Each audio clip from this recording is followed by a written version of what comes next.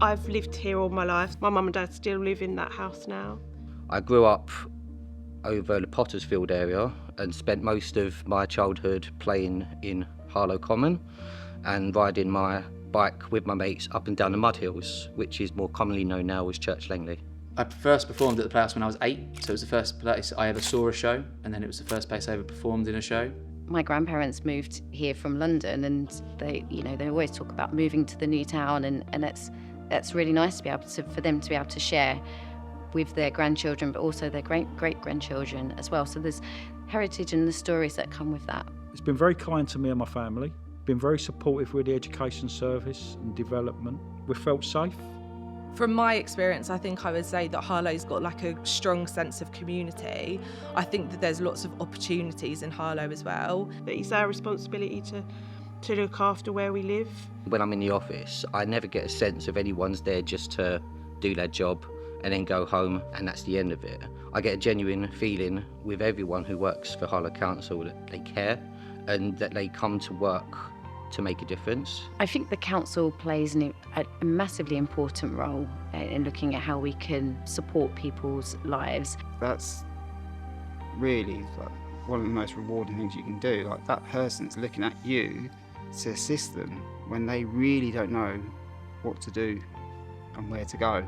From just being a week into my role, one of the biggest things I've seen so far is just how passionate colleagues are about improving the way things are done within the council, but also for those local communities and those local community people as well. In September, I've worked here for 40 years.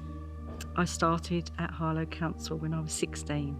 I was born in Harlow, and I've lived in Harlow, and I went to school in Harlow, and I've sort of done everything really of being at the council as well. So I've had my 21st, but had my 18th, my 21st. I got married, had my son. So it's like a family really, and it's like my second home. My dad was like, it's like a job for life, but it has been for me. I live in Harlow, and I have lived in Harlow my whole life. My roots are here in Harlow, and actually, as a place, I feel like there is a lot of exciting stuff happening in Harlow at the moment. I think like the history of Harlow is actually quite interesting, like the fact that it was a new town and that it's kind of here now and we've got so much more to come. I see a bright future for Harlow with everything that's going on at the moment. Building Harlow's future to me is, more housing, more shops, more restaurants. I think it's really prevalent right now that the investments that we're making in the town, the regeneration of the town centre. I think in 10 years' time, success will be a regenerated town centre, new housing. I would like you to see growth. That 10 years ago, I was in Harlow, this is what I witnessed. I am now here and I've seen the vision come to pass, and I can see a physical change. I will probably always be in or around Harlow, so somewhere where I could potentially have my own family in Harlow and have it to be like a safe and happy place to live with better facilities, better opportunities, career opportunities, things like that. Opportunities, prospects, development, building the infrastructure. I think the people are what make it, and everything that we do as a council have their best interests at heart. It is all to try and make a difference to the people of Harlow. It is about making sure that the public understand and come along on that journey with us. But we've actually developed and supported and moved on, because the biggest problem is change. Change is challenging, but what I'm seeing now is direct leadership with a vision to go forward.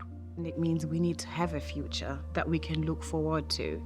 We need to have a vision to get to the future.